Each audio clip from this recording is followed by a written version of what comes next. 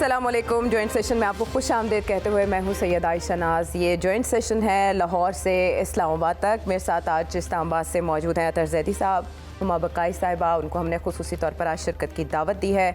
जबकि लाहौर स्टूडियो से मुझे ज्वाइन कर रहे हैं नसीम सिद्दीकी साहब और अहमद वली साहब। इनके एनालिसिस से आज फ़ायदा उठाएंगे क्योंकि मौलिक पार्लियामेंट की तो हमने इस्तिलाह सुनी, लेकिन मेरा ख्याल है पाकिस्तानी सियासत के हवाले से अब ये इस्तिलाह भी रजिस्टर हो जानी चाहिए कि पाकिस्तान में मौलक सियासत भी होती है। पाकिस्तान में जो दोनों फ़िरक़ैन हैं, हुकूमत और अपोजिशन, वो इस वक्त अंधेरे में तलवारें चला रहे हैं और नताइज क्या होंगे, दोनों इससे बहरावर हैं या नहीं, ये किसी के इल्म में नहीं है। बहरहाल मुल्की सियासत का महवर दो मामलात हैं इस वक्त। एक ये कि लॉन्ग मार्च कब होगा और उसके नताइज क्या होंगे, और इंतखाबात कब होंगे और उसके नताइज के बाद क्या सब कुछ ठहर जाएगा, मामलात सुलझ जाएंगे, अवामी इशूज़ हल हो जाएंगे। क्योंकि इस वक्त जो गर्दाब है उसने सारे अवामी मामलात को लपेट कर रख दिया है। तो हम इसी से बात को आगे बढ़ाएंगे क्योंकि इमरान खान साहब बैकडोर मुज़ाकरात की भी बात कर रहे हैं, लेकिन वो कह रहे हैं कि इसमें अभी तक कोई ब्रेक थ्रू हो नहीं सका। तो मैं लेडीज़ फर्स्ट के मुताबिक हुमा साहिबा से सबसे पहले बात करूंगी। हुमा साहिबा, ऐसे में एक क्वेश्चन उठता है कि जो इंतखाबात हैं, हमारे जो भी मुल्की मामलात हैं, उसकी ज़रूरत है या इमरान खान साहब की ज़रूरत है जल्द इंतखाबात? देखिए, जाहिर है कि इमरान खान साहब की डिमांड है, लेकिन जो हालात हैं वो किस तरफ इशारा करते हैं। बावजूद इसके कि आप पार्लियामेंट में हैं, आपने एक मेजॉरिटी बना ली अपनी, आपने हुकूमत भी कर रहे हैं, लेकिन आप ना तो सियासी रस्साकशी को एंड कर सकें, ना कोई अहम फैसला कर सकें। और जो इकोनॉमिक मेल्टडाउन है उस पर आप अक्रॉस जो मैं समझती हूँ तो पाकिस्तान का क्रिटिकल चैलेंज है, ऐसा चैलेंज है जो रियासत का चैलेंज है और सियासत की नज़र हो रहा है। तो वहाँ पर तो आपको कोई प्रोग्रेस नज़र नहीं आती। बहुत शोर था कि दार साहब तशरीफ लाएंगे तो डॉलर जो है वो स्टेबल होगा, वो आर्टिफिशियली उन्होंने मैनिपुलेट किया, dollar is inching up again. आपने देखा कि खारजी फ्रंट पे भी हमें यूएस के साथ मसाइल है। तो मुझे लगता है सवाल ये नहीं है कि इलेक्शन किसकी डिमांड है, सवाल ये है कि इस वक्त हमारे पास वे फॉरवर्ड क्या है। और मेरी तो नाक़िस राय ये है कि अगर आपने इलेक्शन करा भी दिए तो जो हम पॉलिटिकल काम की बात कर रहे हैं ना, वो पॉलिटिकल काम हमें मिलेगा नहीं, या पॉलिटिकल स्टेबिलिटी हमें सामने नजर नहीं आती। तो मेरा तो ख्याल है कि कोई आउट ऑफ बॉक्स सोल्यूशन की जरूरत है। आपने ज़मीनी इंतखाब देख लिए, उसके नताइज भी देख लिए, उसके हवाले से स्पिन भी देख लिया, लेकिन क्या हम पॉलिटिकल स्टेबिलिटी की तरफ बढ़ रहे हैं? मेरे ख्याल है नहीं, वही रास्ता कशी ऑन है। और फिर जो अहम बात है वो ये है कि इंस्टीट्यूशनल शटडाउन है, मतलब ब्यूरोक्रेसी कोई काम नहीं कर रही है, क्योंकि ब्यूरोक्रेसी को नहीं पता कि ऊँट किस करवट बैठेगा और कल उनकी किसके हवाले से अकाउंटेबिलिटी होगी। तो पंजाब में भी एफआईआर कट रही है और फेडरल लेवल पे भी एफआईआर कट रही है, लेकिन उसके आगे कुछ नहीं हो रहा। ठीक है, ये बड़ी परेशान कुन सूरत हाल है। आपने तो सभी पहलुओं का अहाता कर लिया अपने इस जवाब में। तो अतर की तरफ जाते हुए, अतर, आउट ऑफ बॉक्स सॉल्यूशंस की बात हम पहली बार नहीं सुन रहे। इमरान खान साहब ने इक़्तिदार में आने के बाद माशी मसाइल के हल के लिए ऐसी ही बात की थी और कहा था अपने वज़रा को और अपनी टीम को कि आप आउट ऑफ बॉक्स सॉल्यूशंस लेकर आएँ। वो क्यों नहीं ला सके, या अगर लाए तो उसको इम्प्लीमेंट क्यों नहीं कर सके, और अगर वो दोबारा हुकूमत में आ जाएंगे तो कैसे इम्प्लीमेंट करेंगे? देखिए, इस वक्त जो मसाइल हैं, ऑब्वियसली उसमें बहुत सारे मसाइल हैं, सियासी मसाइल भी हैं, मौशी मसाइल भी हैं, लेकिन इस वक्त जो पहला चैलेंज है कि पाकिस्तान की मईशत की जो हालत है, क्या वो संभल सकती है बग़ैर सियासी इस्तेहकाम के? मेरा नहीं ख्याल। हर किसी का इस चीज़ के ऊपर इत्तेफाक है, चाहे हुकूमत में लोग हों या अपोजिशन के अंदर लोग हों, सब ये कहते हैं कि अगर सियासी इस्तेहकाम आएगा उसके बाद ही मुल्क की मईशत संभल सकती है। अब सियासी इस्तेहकाम किस तरह आ सकता है? आउट ऑफ बॉक्स तो हम उस वक्त इम्प्लीमेंट करेंगे ना कि जब हम बॉक्स के अंदर तो पहुंचे। अभी तक तो हमें बॉक्स के अंदर ही नहीं पहुंच रहे, समझ ही नहीं आ रहा कि बॉक्स के अंदर है क्या, होने क्या जा रहा है।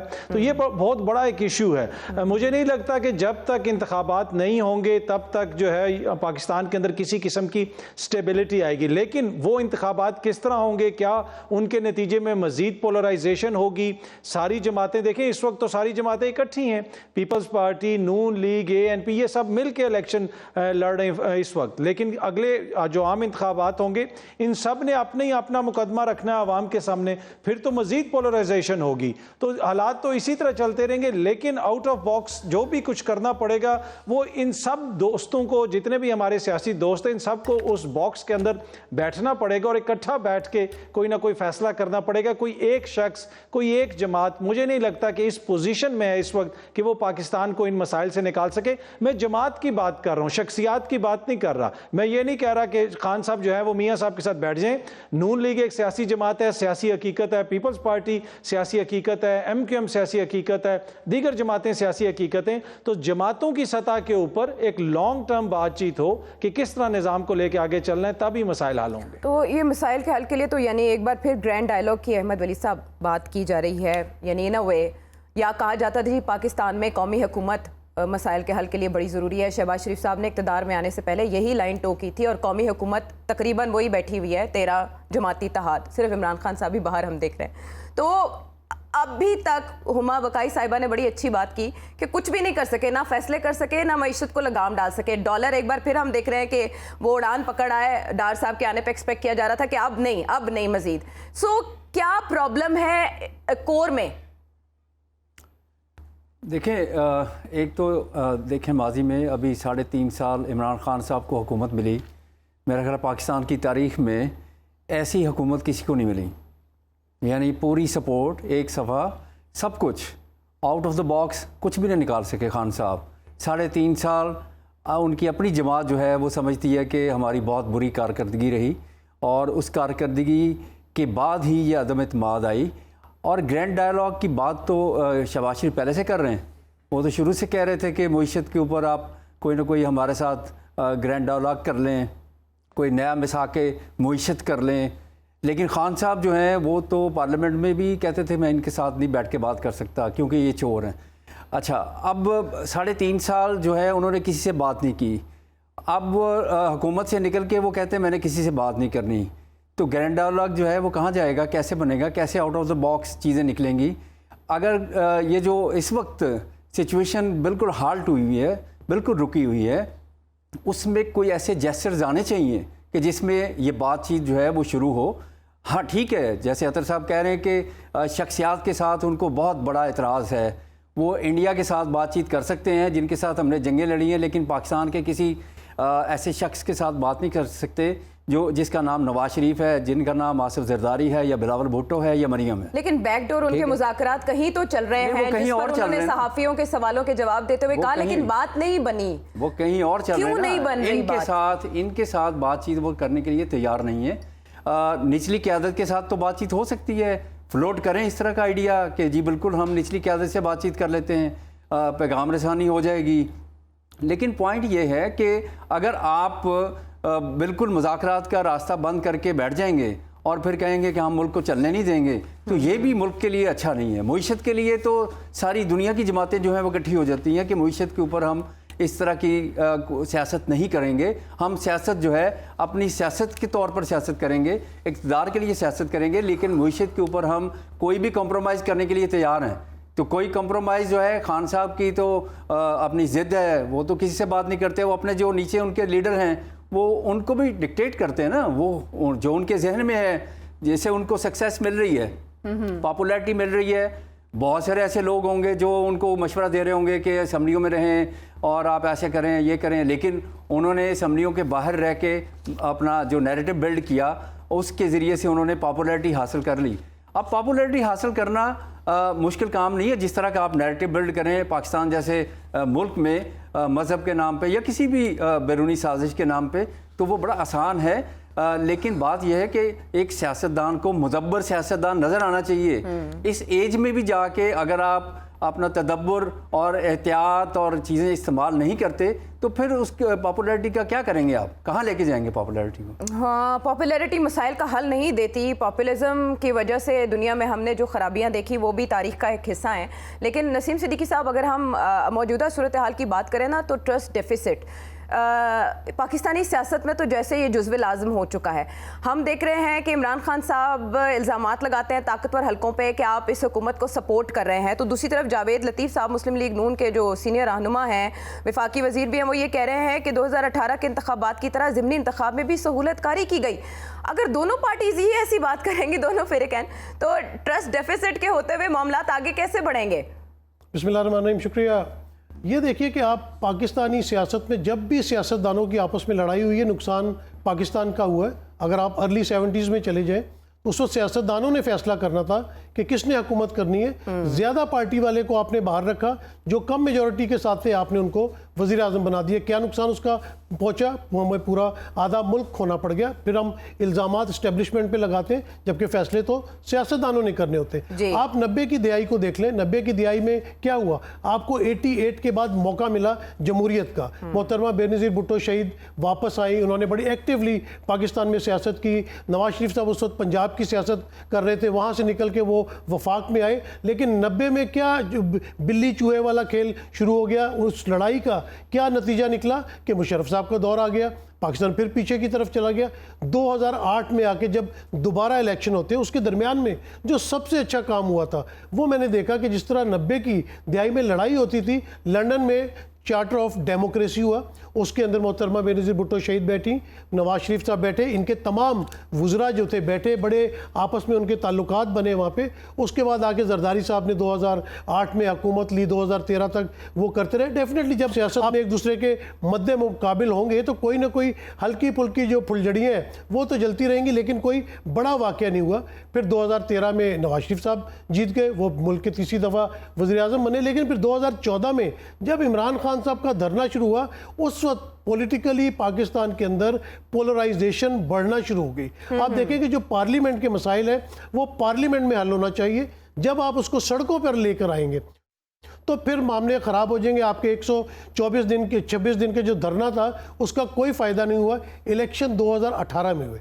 अच्छा, दूसरी बात आयशा ये है कि सियासतदानों ने अपने मसाइल का हल खुद निकालना। ये क्यों किसी की तरफ देखते हैं? ये क्यों रातों को जाके किसी को मिलते हैं और कह रहे हैं जी मुज़ाकरात तो हो रहे हैं लेकिन फ्रूटफुल नहीं हो रहे? अगर आप यही आपस में सियासतदान मिलजुल के बैठे, मतलब आप इस हकीकत से इनकार तो नहीं कर सकती कि नवाज शरीफ पाकिस्तान का एक बहुत बड़ा लीडर है, उसकी बेटी भी एक बहुत बड़ी लीडर बन के अमर हुई है। बिलावल भुट्टो जरदारी साहब सियासत के अंदर आए हैं, मौलाना फजल रहमान का अपना एक रोल है। आप इनको माइनस नहीं कर सकते। अगर आप इन सबको माइनस करेंगे तो फिर नताइज यही निकलेंगे कि आज जो लोग अनसर्टेनिटी और इनस्टेबिलिटी की बात करते हैं, ये कौन लेके आए? अगर जल्दी इंतखाबात की आजकल बात हो रही है, क्यों कर रहे हैं ये जल्दी इंतखाबात की बात? पहले जरदारी साहब दौर में 2008 से 2013 तक असम्बली ने अपने टेन्योर पूरा किया। उसके बाद मुस्लिम लीग नून की हुकूमत आई, नवाज शरीफ वजीर आजम थे, उस दौरान भी देखिए ना, चूहे बिल्ली का खेल तो तब भी जारी रहा। पार्लियामेंट में अपना टाइम पूरा वजीर आजम तब्दील हुए। आयशा में नसीम साहब की बात पे छोटा सा कमेंट करना चाहूँगा।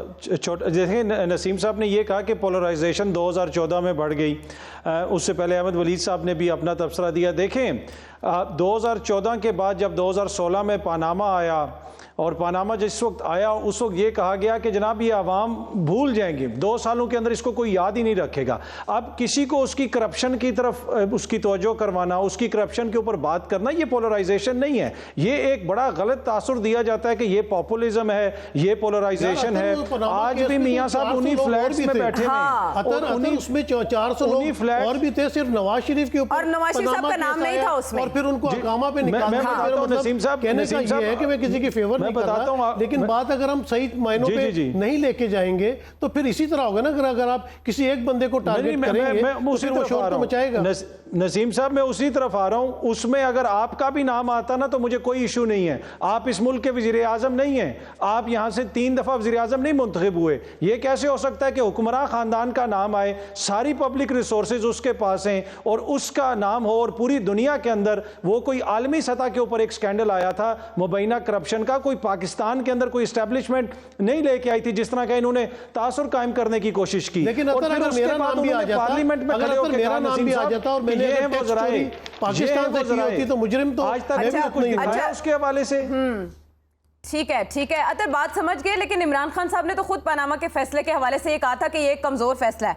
मैं ठीक है, मैं हुमा साहिबा की तरफ बढ़ना चाह रही थी। जो फ्लैट्स हैं वो बड़े मजबूत हैं, अभी भी उधर कायम हैं। हाँ, उधर ही हैं, लंदन में। लेकिन पाकिस्तान के अदालतों के फैसले हैं ना, पाकिस्तान के अदालतों में ही चलता है ना ट्रायल, वहीं पर सारी ये प्रोसीडिंग्स होती है। नैब ने इकामा पे नहीं होना चाहिए, तो इमरान खान साहब खुद एतराफ कर चुके हैं। इमरान खान की हुकूमत रही है, वो प्रोसिक्यूशन अच्छी करते हैं, मजबूत करते। अच्छा सुने अतर क्वेश्चन यहाँ पर यह है, अब बात जब माजी की तरफ गई ना, तो ये 90s की दहाई में जो सियासत हुई उससे इन पॉलिटिकल पार्टीज ने सीखा। 2008 के इंतखाबात से पहले भी बाइकआउट करने की बात हुई, पीपल्स पार्टी कन्विंस करके लेकर आई कि नहीं इलेक्शन लड़ना है, हमने मैदान खाली नहीं छोड़ना। हमने पाकिस्तान तहरीक इंसाफ को ये देखा कि उन्होंने 2014 में भी असेंबलियों से इस्तीफे दिए और उसके बाद वो वापस आए, एक बार फिर उन्होंने यही चीज दोहराई। पाकिस्तान तहरीक इंसाफ आपके ख्याल में अपनी गलतियों या ऐसे फैसलों से सीख रही है? क्योंकि सदर मुमलिकत आरिफ अलवी के मुताबिक भी असेंबलियों से इस्तीफा देना कोई दानिशमंदाना फैसला नहीं है। ठीक, देखें, एक तो बात यह है कि ये बड़ी मिसकंसेप्शन है कि जनाब अकामा के ऊपर सज़ा हुई, वो एक अलहदा बहस है। जो उनकी पूरी कंपनियां थीं उसका क्या चक्कर था, वो एक अलहदा बहस है। लेकिन ये जो आपका क्वेश्चन है ये बड़ा इंपॉर्टेंट है। अब जमहूरियत में कोई भी हुक्मरान कोई गलती करे, आयशा, कोई भी जो हाकिम हो वो कोई गलती करे, तो उस गलती की सज़ा कौन देता है? जमहूर देता है ना। तो जमहूर किस तरह देता है? जमहूर बैलेट बॉक्स के अंदर अपना वोट डाल के बताता है कि जनाब आपकी ये पॉलिसी गलत थी, आपने ये गलत काम किया। अगर इमरान खान ने ये सारी गलतियां की हैं, तो ये जो ज़िमनी इंतखाबात हैं जिसके अंदर कौम को पता भी था, हल्के वालों को भी पता था कि इन्होंने पार्लियामेंट में नहीं जाना, उसके बावजूद उसको क्यों वोट दिया? इसलिए कि वो पार्लियामेंट से मायूस हो चुके हैं। वो ये समझते हैं कि ये वो पार्लियामेंट है जो वहां पर बैठ के ये कानून साजी करती है कि इशराफिया से ये मत पूछो कि हमने जायदादें किस तरह बनाई हैं, तुम ये साबित करो कि हमने ये करप्शन की है। जब इस तरह के हालात होंगे, राजा रियाज साहब ऑफिशियल ऑपोजिशन लीडर होंगे, तो फिर जमहूर का जो पार्लिमान है उसके ऊपर से इत्मीनान कम होता है। तो खान साहब अगर कोई गलती कर रहे हैं तो अवाम उनको वोट आउट कर देगी, या मियां साहब कोई गलती कर रहे हैं अवाम उनको वोट आउट कर देगी। टीवी पे बैठ के मैं तो फैसला नहीं सुना सकता कि ये इनका काम गलत है।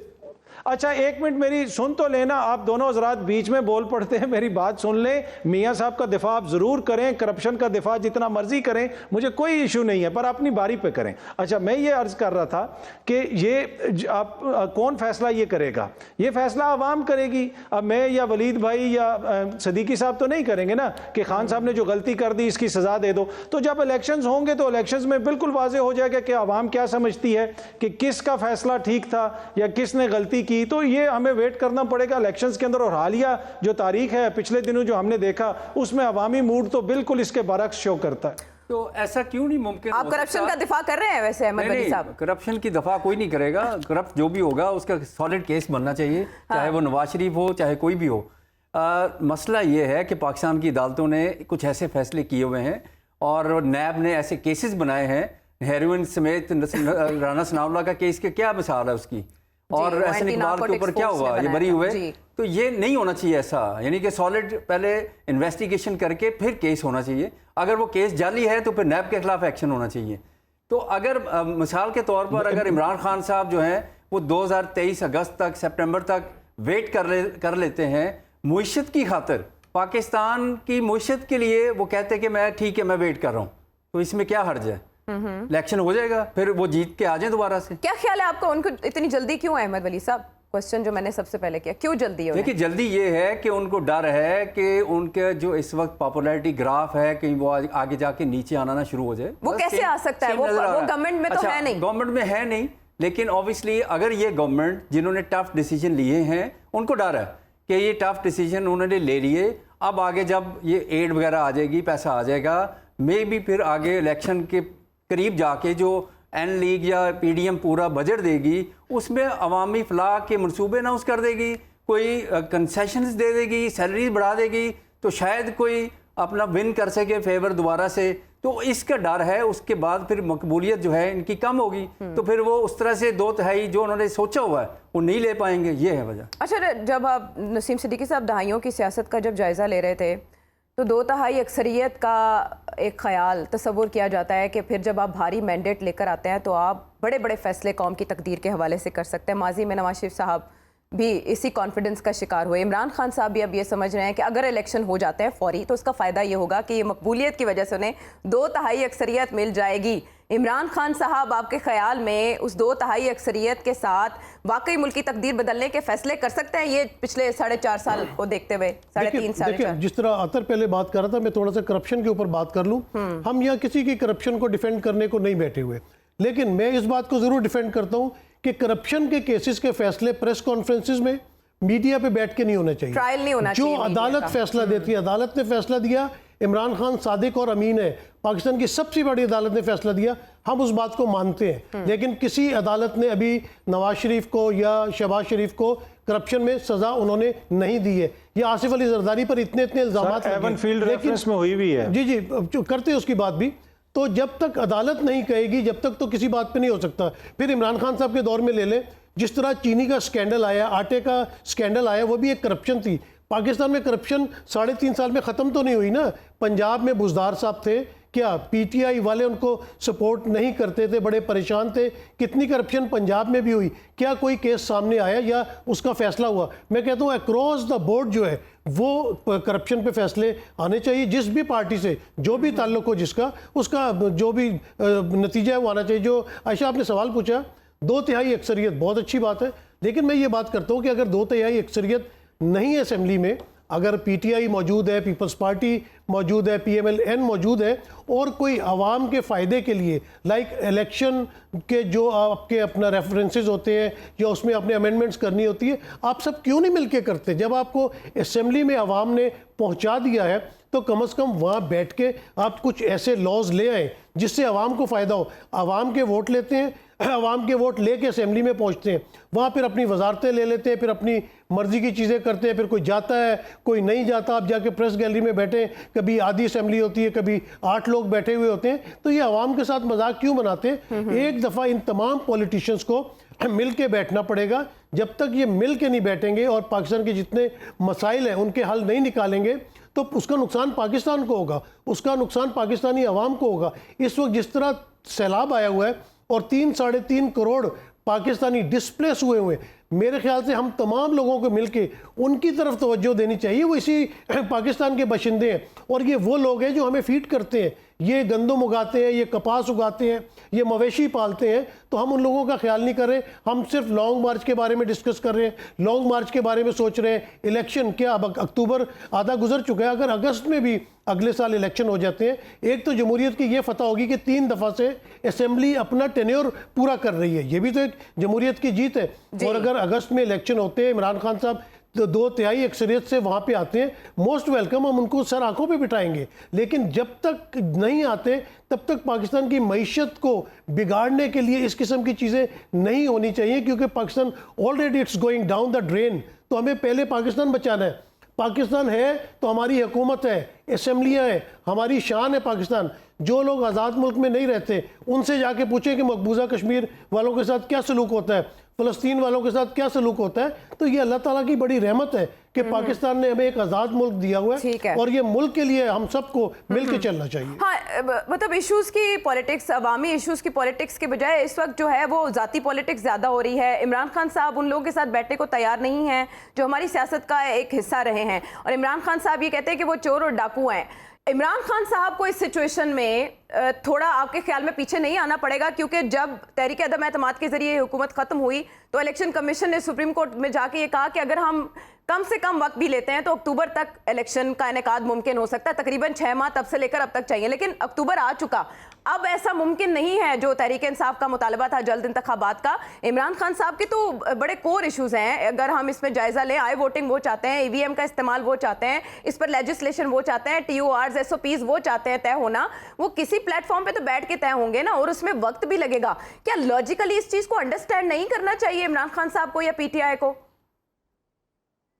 देखिए, पहली बात तो ये है कि ये कहा जा रहा है कि इमरान खान साहब अगले साल तक इंतज़ार क्यों नहीं कर लेते, अगले साल असेंबली अपनी मुद्दत पूरी कर लेगी। तो भाई ये जो सारी पार्टियां इकट्ठी हुई हैं ये भी चंद माह इंतज़ार कर लेते। इनको क्या इशू था कि इन्होंने ज़रूरी समझा कि हम सब इकट्ठे हों, जिनके ना नज़रियात मिलते हैं, जिनका ना मंशूर मिलता है, जिन्होंने एक दूसरे को घसीटना था और पता नहीं क्या क्या इल्ज़ामात लगाते थे। तो इनको कौन सी ऐसी मुसीबत थी कि ये इंतज़ार नहीं कर सकते थे? ये भी तो इंतज़ार कर सकते थे ना। सियासत में यही होता है। दूसरी बात यह है कि ऑब्वियसली बहुत सारे मसाइल हैं, उन मसाइल को हल करना है। कोई भी फैसला है, देखें एवन फील्ड का फैसला हो या दीगर कोई और फैसला हो, पाकिस्तान की सबसे बड़ी आईनी अदालत ने नवाज शरीफ साहब को नाअहल करार दिया है, किसी आम अदालत ने करार नहीं दिया। तो अगर इमरान खान के खिलाफ कोई फैसला अदालत से आए या मियाँ साहब के खिलाफ आए या किसी के खिलाफ भी आए तो सारे अदालती फैसलों को फिर मानना पड़ता है। और ये बात जो है कि जनाब पाकिस्तान में जमहूरियत के लिए ज़रूरी है कि लोगों से बात कीजिए, बिल्कुल ज़रूरी है, लेकिन जमहूर की क्या हालत है? 45 से 55% आपकी आबादी ऐसी है जो ग़िज़ाई किल्लत का शिकार है। और ये लोग हैं, आप अगर हुक्मरान तबके को देख लें, शराफिया को देख लें, छुट्टी वाले दिन अदालतें इनके लिए खुलती हैं, दुनिया भर में इनकी जायदादें हैं। इनके ऊपर हम बात करें तो कहें जनाब इनकी करप्शन पे आप बात ना करें, इससे जमहूरियत को नुकसान हो जाएगा, पाकिस्तान की खुदा न खास्ता जो है सालमियत या आज़ादी पे कोई बात आ जाएगी। नहीं, कब तक आप आवाम को इस तरह महकूम बना के रखेंगे, इस तरीके से ब्लैकमेल करते रहेंगे? या तो होता ना कि ये अवाम की जंग लड़ रहे होते, आयशा, अवाम की जंग ये लड़ रहे होते तो फिर तो ठीक है। इधर जंग क्या लड़ी जा रही है? मियाँ साहब की वापसी करवानी है, इसहाक डार साहब को वापस लेके आना है। उन्हीं फ्लैट्स में अभी भी मरियम बीबी आज उन्हीं फ्लैट्स में इस वक्त बैठी हुई हैं जिसके हवाले से कहा गया कि इसका तो उनसे कोई ताल्लुक ही नहीं है। तो मसला ये है कि कब तक आप अवामी शऊर की तौहीन करेंगे? फिर अवाम जब अपने हकूक मांगती है तो आप कहते हैं ये पॉपुलिज्म हो गया। ये पॉपुलिज्म नहीं है, ये एक रिएक्शन है आपकी साल आ साल की गलत पॉलिसियों का। बाकी मैं इस चीज़ पर एग्री करता हूँ, सियासत में इख्तलाफ हो, किसी भी चीज़ में इख्तलाफ हो, तहजीब के दायरे में रहना चाहिए। खान साहब हों, दीगर जमातें हों, इन्होंने ही सियासत करनी है। इनको सोचना चाहिए कि चीज़ों को उस नहज पे ना लेके जाएं जहाँ पे मुल्क को नुकसान पहुँचे। ये रद्द अमल है साल की गलतियों का, लेकिन इस सारी सिचुएशन का हल कोई न्यूक्लियर ऑप्शन तो हो नहीं सकता कि एकदम से जादू से कोई आ जाए। स्टेक होल्डर्स जो इस वक्त मुल्क में मौजूद हैं वही कहीं मिल के बैठेंगे तो स्लो एंड स्टेडी ही इस मामले का हल निकाला जा सकता है। और क्या हमारी मईशत जल्द अज जल्द इंतखाबात की मुतहम्मिल भी हो सकती है? क्योंकि जो तखमीना लगाया जा रहा है वो 2021-2022 का जो बलूचिस्तान का बजट है, सूबाई बजट, उसके बराबर लगाया जा रहा है। इस सिचुएशन में जब हम वैसे ही इकनॉमिक टर्मोइल के दहाने पे हैं, हम कहाँ तक जा सकते हैं इस मामले पर? ब्रेक के बाद आएंगे तो कंटिन्यू करेंगे यहीं से। जॉइंट सेशन में आपको एक बार फिर खुश आमदेद कहेंगे। अतर ने बहुत खूबसूरत बात की कि ये रद्द अमल है साल की गलतियों का। अभी जो ताज़ा गलती हुई, अहमद वली साहब आपने कमेंट दरमियान में किया था, मैं उसी पे आपको आगे लेकर चलूँगी कि ये तो इमरान खान साहब का भला कर दिया, PDM ने आके दरमियान में वो पत्थर जो आ रहा था इमरान खान साहब की जाने वो शहबाज शरीफ साहब के सर पे पड़ गया। एक तो ये कि ये जो भी अभी ताज़ा लॉक हम देख रहे हैं, डेडलॉक, इसकी वजह, इसका असल जिम्मेदार कौन है इस सिचुएशन का? इमरान खान साहब की वो परफॉर्मेंस जो उन्होंने अपने दौरे इक़्तिदार में दी, या PDM का असर के वक्त रोज़ा तोड़ना? बस ये तो दुआएं देनी चाहिए इमरान खान को कि अदम एतमाद आ गई उनके ख़िलाफ़। अगर वो अदम एतमाद ना आती और ये सारी PDM की जमातें इमरान खान साहब को हुकूमत करने देते जी, तो जैसे पहले में हमने बात की कि पार्टी के तमाम लोग, पार्टी के हमायती, पार्टी के MNA MPAs जो प्राइवेटली हमसे बात करते थे, वो कहते हैं हम अपने हलके में नहीं जा सकते, हम कहीं मतलब छोड़ देंगे पार्टी, हम अगला इलेक्शन नहीं लड़ सकते। तो तहरीक इंसाफ का तो ये हाल होना था। तो इसका मतलब है इमरान खान के साहब को चाहिए कि उस अदम एतमाद जिसको वो बैरूनी साजिश और पता नहीं क्या कुछ कहते हैं, तो उसका तो वो उन्हें शुक्रिया अदा करना चाहिए कि आपने यार मेरे लिए बड़ा भला कर दिया, आपको मैं तो आपको दुआएं दूंगा कि आपने मुझे बचा लिया और दोबारा से मैं पॉपुलर हो गया। यानी ये तो उनको रियलाइज़ करना चाहिए। अब आ गया कि तो PDM ने फाश गलती की ना, इस तरह फाश गलती की, उसी को भुगत रहे हैं वो। उनकी पॉपुलैरिटी कम हो रही है, इनकी ज़्यादा हो रही है। तो तहरीक इंसाफ को खुशियाँ मनानी चाहिए कि भाई इन्होंने हमारे लिए बड़ा अच्छा काम कर दिया कि हम इस वक्त इतने पॉपुलर हो गए। आप इन अ वे ये मान रहे हैं कि इमरान खान साहब दीगर पॉलिटिकल पार्टी से ज़्यादा मैच्योर सियासत कर रहे हैं? वो सियासत नहीं, वो तो अदम एतमाद को वो कहते हैं कि आनी नहीं चाहिए थी। तो वो अगर वो खुद से चाह रहे होते कि अदम एतमाद आए और वो सियासत करके निकल जाते, ये तो उनका जो नैरेटिव था वो नैरेटिव उन्होंने पूरा घड़ा, वो नैरेटिव के ज़रिए से वो पॉपुलर हुए। और आपने देखा कि जिस तरह से पाकिस्तान की आवाम जो है अमेरिका या मज़हब के नाम पे या बैरूनी साजिश के नाम पे वो ये बड़ा ख़रीदते हैं उसको, यानी कि बाय करते हैं आवाम। और लीडर्स को पता होता है कि ये नैरेटिव जो है वो आवाम को टच करेगा, उनकी सेंसिटिविटीज़ है उसको टच करेगा, तो इसलिए उन्होंने इसको पॉपुलर किया और वो देखने पॉपुलर हो गया। वलीद साहब, ये जो इस वक्त स्टैंड ऑफ है इसकी जिम्मेदार पीडीएम नहीं है? अगर इमरान खान साहब को मुद्दत मुकम्मल करने दी जाती तो ऐसी सिचुएशन तो कम से कम ना होती ना? असूली तौर पर तो मुद्दत पूरी होनी चाहिए थी, लेकिन दुनिया भर में अदम एतमाद आती है। अब उसकी रीज़न जो मर्जी दें कि जी वो नहीं, ये 4 बंदे हमारे तोड़ लिए इधर। आप भारत की हम मिसाल देते हैं कि इंडिया में वाजपेयी के ख़िलाफ़ अदम एतमाद आई, 1 वोट से वो हार गए और पार्लियामेंट में खड़े होकर उन्होंने कहा कि जी ठीक है, अब मेरी अक्सरियत मैंने खो दी है। रीज़न जो भी होंगी, उन्होंने भी बड़ा कुछ किया होगा, मैनूवरिंग की होगी। सियासत में मैनूवरिंग बड़ी चलती है, हर जगह चलती है, दुनिया भर में चलती है। जॉनसन देख लें, उसके खिलाफ आ गई। तो वाजपेयी साहब ने ये कहा कि हाँ जी मैंने अक्सरियत खो दी है, अब मैं दावत देता हूँ अपोजिशन को कि वो हुकूमत बनाए, हम अपोजिशन में बैठ जाएंगे।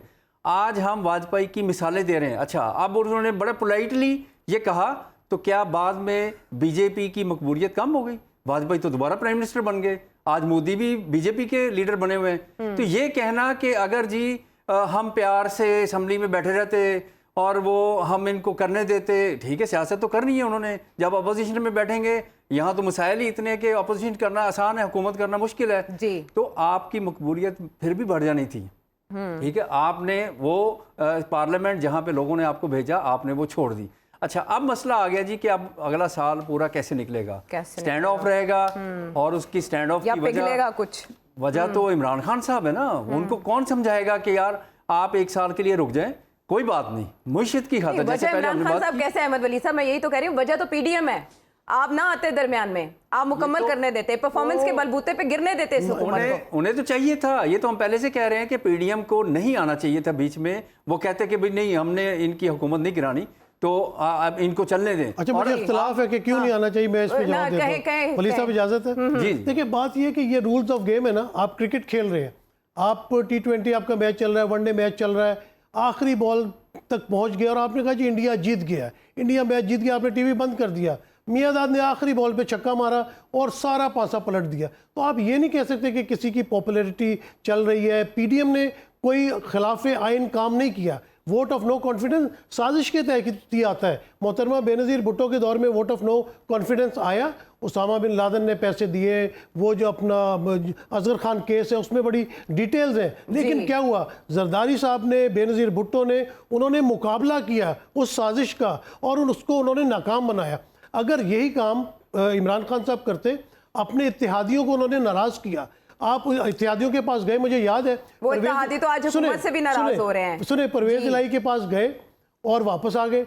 उन्होंने कहा यार ये इमरान खान आया तो था मेरे पास, लेकिन इसने अदम एतमाद की कोई बात नहीं की। यही MQM ने कहा कि हमारे पास मिलने तो आए थे लेकिन बात नहीं की। देखिए, बातचीत आपको करनी पड़ती है, सियासतदानों के साथ करनी पड़ती है। आप गिरते हैं, उठते हैं, फिर गिरते हैं, ये सारी चीज़ें पार्ट ऑफ द पार्लियामेंट है। बात यह कि आप 2 करोड़ का मजमा लेके सड़क के ऊपर आ जाएं, आप वज़ीर आज़म नहीं बन सकते। आपको वज़ीर आज़म बनने के लिए पार्लियामेंट के अंदर जाके आपको 172 वोट लेना पड़ेगा, तो आपको पार्लियामेंट नहीं छोड़नी। अगर ये पार्लियामेंट में बैठे होते, मैं शर्त लगा के कहता हूँ कि आज इमरान खान दोबारा वज़ीर आज़म बन जाते, 2 वोटों का फ़र्क था, कोई भी अब इनका जो नाराज़ होता इत्तेहादी उसको मना लेते, वो इमरान खान के साथ मिल जाता। उसके बाद आप असम्बलियाँ तो तोड़ देते। तो कोई इस वक्त गैर कानूनी काम नहीं हो रहा। जैसे अतर ने बड़ी अच्छी बात की, हम तो हमेशा से अदालतों के फैसलों को मानते हैं, हम कहते हैं कि जो अदालतों ने फैसले किए मानते हैं। लेकिन आप ये देखें कि अदालत ने जुल्फ़िकार अली भुट्टो को फांसी पे लगाया था, क्या पीपल्स पार्टी मानती है? क्या जमहूर उस फैसले को मानते हैं? कुछ जजेस ने भी उस फैसले को गलत करार दिया। तो जब पॉलिटिकल विक्टिमाइजेशन होती है ना, उस वक्त आप नहीं कह सकते कि कौन सा फैसला दुरुस्त है, कौन सा फैसला सही है। तो इन सब चीज़ों को बैठ के आपने पार्लियामेंट के अंदर सॉर्ट आउट करना है। पार्लियामेंट में आप बैठ जाते, आप इंतखाबी इस्लाहात ले आते, ताकि आइंदा आने वाले इलेक्शन जो है उसमें धांधली का शोर नहीं मचता। अभी भी आयशा, मैं आज आपको इस प्रोग्राम में बता रहा हूँ कि जब भी इलेक्शन होंगे, अगले महीने होते हैं, अगले साल होते हैं, हारने वाला कोई भी नहीं मानेगा। कोई ऐसा सिस्टम सियासतदानों को लेके आना है कि जिससे अब हारने वाला बड़ी खुशस्लूबी के साथ कहे कि ओके जी मैं हार गया, आप जीत गए। और ये जो वोट ऑफ नो कॉन्फिडेंस है, ये दुनिया की आप पार्लियामेंट में चली जाए, जापान में 1.5 साल बाद हुकूमत गिर जाती है, कोरिया में इस तरह हो जाता है। आप देख लें कि बरतानिया में बोरिस जॉनसन को देख लें, 5-6 उनके साल खिलाफ जब इंडिया आया उन्होंने खुद ही रिजाइन कर अच्छा दिया। नहीं, मजे की बात, उससे पहले उनको खिलाफ वोट ऑफ नो कॉन्फिडेंस आया था जिससे उन्होंने जीत लिया, लेकिन उनकी पार्टी ने कहा कि नहीं, you don't deserve it any more, उनको जाना पड़ गया। थ्रीसा में डेविड कैमरॉन की जगह आई थी, लेकिन उन्होंने कहा कि मैं इसको ब्रेक्जिट का मामला संभाल नहीं ब्रेक्जिट का पाएंगे। मामला था नहीं, उन्होंने आने के बाद कहा कि मैं कोई तश्तरी में रख के वजारत आज़मा नहीं लूंगी, उन्होंने इलेक्शन अनाउंस कर दिए। चलो शहबाज शरीफ साहब भी अगर पावर में आ गए, देख लें मुल्क में अगर मईशत इस तरह जा रही है, खुला दिल दिखाएं, कर दें ऐलान, लेकिन इसके फैसले सियासतदानों ने करने। ये जो बातें होती है कि बैकडोर डिप्लोमेसी हो रही है, किसके साथ हो रही है? अगर आप लोग शहबाज शरीफ से नहीं मिल रहे, आप मौलाना फजल रहमान से नहीं मिल रहे, आपके जरदारी के साथ डायलॉग नहीं हो रहे, तो ये बैकडोर डिप्लोमेसी क्या है? अवाम को ये भी तो नसीम बताइए साहब, ना। वो तो उनके खुद रहनुमा एतराफ कर चुके हैं कि 2 मुलाकातें हुई हैं, तीसरी अभी बाकी है, लेकिन फायदा नहीं हो रहा, ब्रेक थ्रू नहीं हो रहा। ये तो वो खुद तस्लीम कर रहे हैं ना। इसका मतलब फैसले कहीं और हो रहे हैं, तो आप दिन में जो बढ़के लगाते हैं या एस्टेब्लिशमेंट के खिलाफ बातें करते हैं, फिर आप उम्मीद भी उन्हीं से रखें कि फैसले उन्होंने ही करने हैं। तो फिर ये तो आवाम के लिए बड़ा कंफ्यूजन वाली बात हो जाती है। मेरे ख्याल से इस तरह नहीं तो होता। हालात की तरफ अगर आए अतर, आप क्या देख रहे हैं? अभी इत्तेहादियों की बात से शुरू किया कि इत्तेहादी इमरान खान साहब के साथ ना रहे। इत्तेहादी तो कहते हैं कि इधर भी हम मजबूर हैं, हमारी मजबूरियां हैं। MQM आपको कोई जल्द फैसला करती दिखाई दे रही है? नहीं, मुझे नहीं लगता अभी MQM के जो गवर्नर आए, क्या वो MQM ने कितनी मुशावरत के बाद वो फैसला किया और कामरान टसूरी साहब को लेके आए, अब कितनी वो मुशावरत करेंगे और उसके बाद वो कोई फैसला करेंगे और हुकूमत को छोड़ेंगे। देखें, ये बार बार एक बयानिया बनाया जाता है कि जी PDM ने गलती कर दी, इमरान खान की हुकूमत ख़त्म कर दी। ये देखें, बिल्कुल कोई उन्होंने गलती नहीं की, ये डिलिबरेट स्टेप था। इन्होंने ये जो हुकूमत गिराई है, उसके बाद जो मुल्क के साथ जो हुआ, जो मईशत के साथ हुआ, वो एक अलग बहस है। इनके साथ क्या हुआ? इन्होंने नैब कानून में तब्दीलियां की और सब ने उससे रिलीफ लिया। आते साथ ECL से अपने नाम निकाले, इन्होंने EVM को ख़त्म किया, ओवरसीज़ पाकिस्तानियों से वोट का राइट छीना। तो हर वो चीज़ जिस हवाले से इनको मसाइल थे, उसमें इन्होंने रिलीफ लिया। तो इन्होंने हुकूमत वैसे नहीं गिराई थी, जिस मकसद के लिए गिराई थी वो उस मकसद के मुताबिक चल रहे हैं।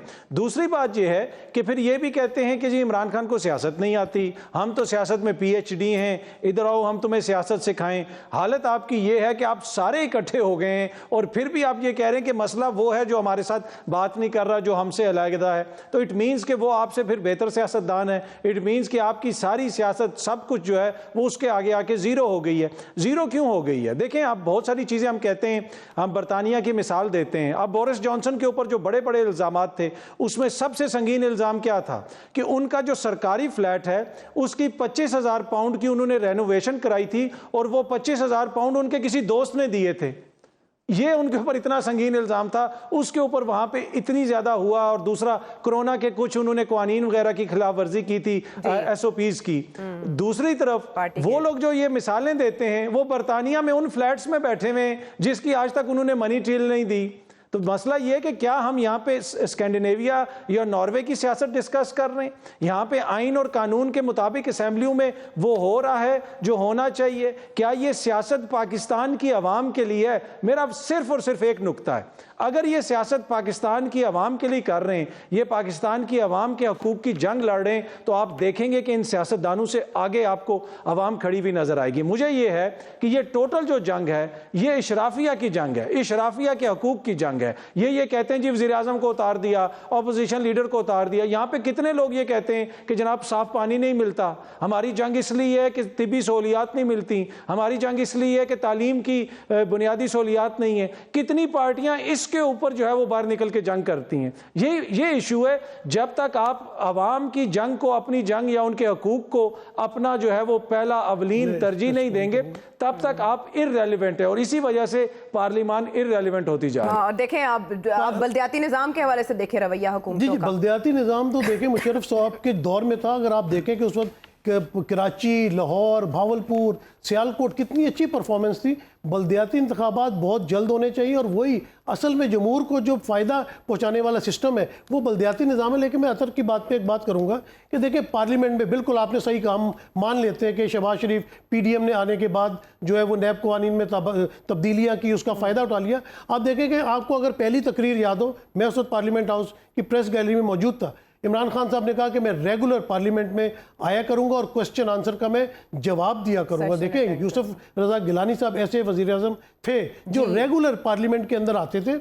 फिर आपने अपने दौर में ऑर्डिनेंसेस पास किए, आपने क्यों नहीं इस तरह के बिल लाए जिस तरह के ये बिल ले आए। आप सख्त कवानीन ले आते नैब के, उनको अच्छी प्रोसिक्यूशन करते, अच्छे पैसे देते, अच्छे प्रोसिक्यूटर्स को सामने लाते और जो भी मुलजिम है उनको कैफरे किरदार तक पहुंचाते। तो बात यह कि आपको भी तो 3.5 साल तक पार्लियामेंट मिली ना, उसमें आपने क्या परफॉर्म किया, आप कितनी दफ़ा पार्लियामेंट गए। मैं बार बार कहता हूँ पाकिस्तान के अंदर पार्लिमानी सियासत है, इससे आप बाहर निकलेंगे आप कुछ नहीं कर सकते। आपने ज़िद लगाई रखी, पंजाब के अंदर बुज़दार साहब को आपने वज़ीर आला लगाया। आइनी और कानूनी तौर पे मैं बिल्कुल उनके खिलाफ नहीं हूँ, क्योंकि कोई भी एमपीए जो है वो वज़ीर आला बन सकता है। लेकिन उन्होंने क्या परफॉर्मेंस दी और आज वो कहाँ पे है, कहीं पर भी वो नज़र नहीं आ रहे। तो बात यह है कि जब तक आप पार्लिमानी सियासत, पार्लियामेंट की सियासत नहीं करेंगे तब तक आप जमहूर को फ़ायदा नहीं पहुंचा सकते। हाँ, लेकिन आपने बुज़दार साहब की बात की तो उन पे एतराज़ क्या किया जा सकता है? वो थे जिनके दौर में सभी वज़ीरा इंडिपेंडेंटली परफॉर्म कर रहे थे। माजी की तरह ये नहीं था कि सारे पोर्टफोलियोज एक ही वज़ीर आला के पास हों। उनके दौर में पंजाब कैबिनेट कितनी फाल रही, उन पे एतराज़ किस चीज़ का है नसीम सिद्दीकी साहब? नहीं, मुझे कोई एतराज़ नहीं। मैंने पहले ही कह दिया कि कोई भी एमपी जो है वज़ीर आला बन सकता है। लेकिन बात यह है कि जब आपने देखा कि शहबाज शरीफ के वज़ीर आला थे, उन्होंने किस तरह पंजाब के अंदर तरक्की की, आपको चीज़ें नज़र आई हैं। मोटरवे आपको नज़र आता है, हॉस्पिटल्स आपको नज़र आते हैं। वो जो अपना किडनी एंड लिवर हॉस्पिटल बना है, कभी उसका विजिट करें, जाके देखें कि उसके अंदर कितनी अच्छी परफॉर्मेंस है। अमेरिका से डॉक्टर्स अपनी छोड़ के अपनी फैसिलिटीज़ पाकिस्तान में आए। मैं बिल्कुल मतलब परवेज इलाही साहब जब पहले वज़ीर आला थे, जब काफ लीग का दौर था, तो उन्होंने बड़ी अच्छी परफॉर्मेंस आयशा जी अतर जी मैं नसीम साहब से पूछ, नसीम साहब ये बड़ा ज़बरदस्त हॉस्पिटल का आपने जिक्र किया, क्या इस हॉस्पिटल के अंदर मरियम बीबी की छोटी सी सर्जरी हो सकती है? अच्छा, सर्जरी के हमें तफसीलात मालूम नहीं, वरना क्वेश्चन, हाँ बिल्कुल ये क्वेश्चन किया जा सकता है। किडनी और लिवर का मसला है, मियां साहब का अगर इतना ज़बरदस्त हॉस्पिटल बनाया है तो मियां साहब का इलाज हो सकता है। बिल्कुल, इस पे तो हुक्मरान जवाब दें। लेकिन अहमद वली साहब, वक्त खत्म होने वाला है। खान साहब ने बना लिया हॉस्पिटल वो जहाँ पे सारे इलाज यहाँ पे हो सकते हैं 3.5-4 साल में। लेकिन इमरान खान साहब के बैरून मुल्क दौरे भी उतने नहीं है। इमरान खान साहब बाहर जाके नहीं बैठते। उससे ये कि जो तरक्की याफ्ता मुल्क हैं, ख़ास तौर पे इंग्लैंड, वहाँ सारी दुनिया के लोग जो हैं वो इलाज कराने जाते हैं। हर बंदा चाहता है कि अच्छी जगह पे इलाज हो। और यहाँ पर अगर इमरान खान साहब को मौका मिला था तो उनको चाहिए था कि इस तरह की फैसिलिटीज़ वो बनाते। दूसरी चीज़ ये है कि दुनिया भर की जो पार्टीज़ होती हैं, 2 हों या 4 हों, तो सारी पार्टीज़ दूसरी पार्टी को तो बुरा ही कहती है ना, उनकी पॉलिसीज़ को बुरा कहती है। कोई तो अमेरिका में देख लें आप, ट्रंप की पॉलिसीज़ को डेमोक्रेट्स जो हैं वो किस तरह से लेते हैं। रिपब्लिकन डेमोक्रेट्स का वहाँ पे मुकाबला चल रहा है। हर पार्टी जो है वो समझती है कि जो मेरी मुखालिफ पार्टी है वो बहुत बुरी है, बहुत गंदे काम कर रही है, मैं अच्छे काम करूँगा। तो इमरान खान साहब अच्छा, वहाँ पर ना अवामी इश्यूज की सियासत होती है। वहाँ पर जब भी बात हो जॉब क्रिएशन की बात होती है, हेल्थ इंश्योरेंस की बात होती है, उनके मंशूर का ये लाजमी हिस्सा है। यहाँ पे तो बातें ही और हैं। नहीं देखिए, मैं सिर्फ ये बताना चाह रहा हूँ कि एक जमहूरी मुल्क में एक अच्छी पार्टी एक बुरी पार्टी है। वहाँ तो अगर एक बुरी पार्टी एक अच्छी पार्टी, यानी कि हर कोई अपने आप को कहेगा जी हम ज़्यादा अच्छा काम कर रहे हैं, और दूसरी पार्टी जो कहेगी कि नहीं हम अच्छा कर रहे हैं। तो मसला ये है कि इमरान खान साहब को कोई मशवरा दे कि भाई आप अच्छे हैं, आप सेल्फ प्रोक्लेम्ड अच्छे हैं, लेकिन दूसरी पार्टी अच्छी नहीं है, वो आपको अच्छा नहीं समझते। तो बस यही सियासत है ना, तो सियासत चलने दें। ये क्या बात हुई कि जी मैं क्योंकि अच्छा हूँ तो सारा कुछ मुझे दें, इक़्तिदार भी मुझे मिलना चाहिए और इन चोरों को कोई इक़्तिदार नहीं मिलना चाहिए। तो इस तरह तो फिर दुनिया की सियासी जमहूरियत जो है वो तो चल ही नहीं सकती कि एक बंदा कहे कि सिर्फ हुकूमत जो है मुझे चाहिए बस, और किसी को हुकूमत न मिले। ठीक है, ये बड़ा अहम नुक्ता आपने यहाँ छोड़ा। आने वाले प्रोग्राम में हम इसके ऊपर बात कर। जी अतर, जाते जाते आप कुछ कहना चाहेंगे? प्रोग्राम का वक्त खत्म हो गया है। जी क्विकली सिर्फ मैं इतना कहूंगा क्विकली कि ये फैसला तो जमहूर करेंगे ना, वो इलेक्शन मांग रहे हैं तो आवाम फैसला कर देगी कि उन्होंने इक़्तिदार किसको देना। टाइम पे हो जाएंगे या नहीं होंगे, यही सवाल एक बार फिर बरकरार है। लेकिन वही बात, पॉलिटिकल पार्टीज अच्छी है या बुरी, आप अच्छे हैं या बुरे, इसका जो फैसला है वो अवाम के इश्यूज़ के कॉन्टेक्स्ट में होना चाहिए, ज़ाती सियासत के कॉन्टेक्स्ट में नहीं। प्रोग्राम के वाले से फीडबैक दीजिएगा। अगले प्रोग्राम तक के लिए अल्लाह ने के बान।